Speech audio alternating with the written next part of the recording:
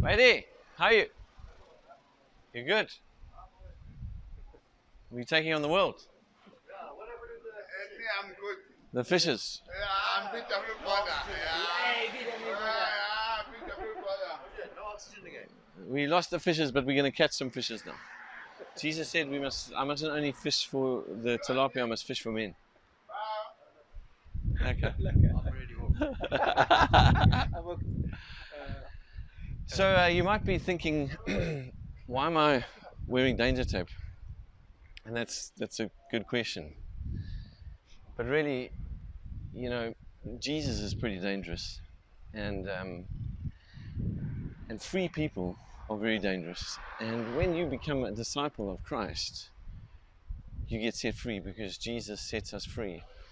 And Jesus commanded us to go and make disciples.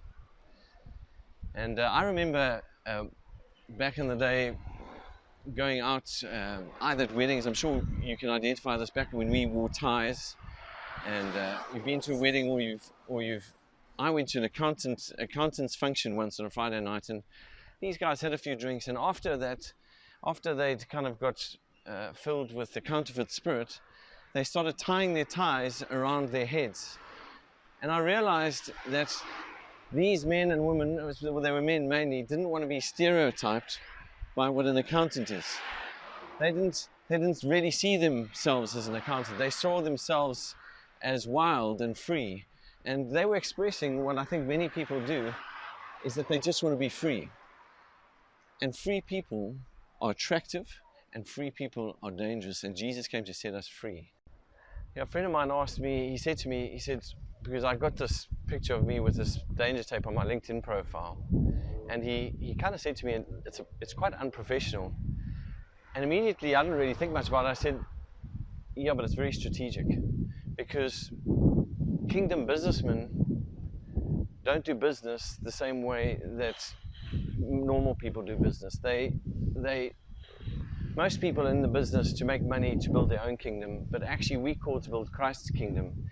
And so actually it is quite offensive, and it is very unprofessional, but it's fully strategic, because we are here not just to make money for ourselves, we're there to make money to extend his kingdom.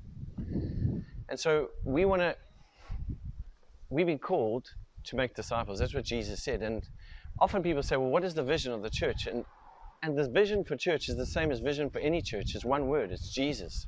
And so I think when people are asking that question, they're not really asking what the vision is. They're asking, well, how do you fulfill Christ's vision, which was to make disciples? And that's the question most people are asking. How do we make disciples? And we really have thought hard about this, and we've looked at Jesus' life, and Jesus spent 24/7 with 12 men. He spent time with them, and he taught them, and he lived with them, and he held them to account. And we've got to say, well, how do we do that in our day? Because it's hard to spend 24/7 with 12 guys. So we've got to say, well, how do we do it? And we think, like a body, which is the church, Jesus says we're a body.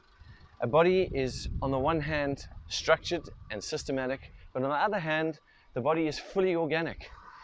And we have to likewise embrace the body and embrace the picture that Jesus gave, that on the one hand we need to be strategic, we need to be systematic, and we need to be intentional with our discipleship. And so we think, let's do that. Let's intentionally have two meetings a week. One where we teach either on a Tuesday or Wednesday, and another day that you may choose, in a rabbinical way, where we ask the big questions and we say, and wrestle it through and debate it with each other and get to learn about Christ together. And then on a Sunday, to really celebrate, because there's something about celebrating, there's something about being part of something that's way bigger than yourself, that really inspires us to be filled by the Spirit. And here comes a car, which is a little bit dangerous. It inspires us to be filled in the Spirit and then to go out and make disciples. And so what is my dream? My dream is that I want to be surrounded by men and women that are in the front lines and have decided to follow Jesus, and have decided to outwork that in their lives by intentionally making disciples and structuring their life and giving their life to making disciples, and then being in a space where we can learn from each other and teach each other and encourage one another as we go about our business, fulfilling Christ's mission. And you know what?